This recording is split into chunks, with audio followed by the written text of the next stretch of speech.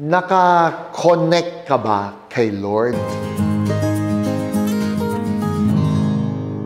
Guys, may ikukwento ko sa inyo.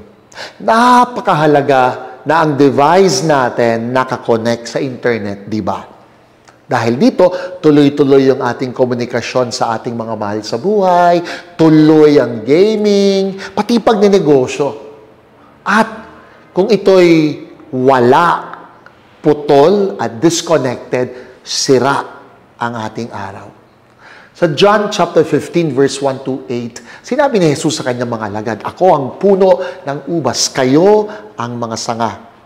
Ang nananahan sa akin at ako sa kanya ay namumunga ng sagana."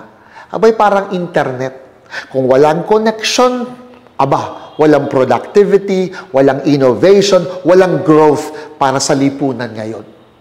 Naalala ko lamang si Nina Ruiz Abad. Pinanganak sa Quezon City, lumaki sa Ilocos Norte. At the age of 10 ay may diagnose na may karamdaman ng puso. Pero kakaiba ang kanyang pagkatao dahil madasaling.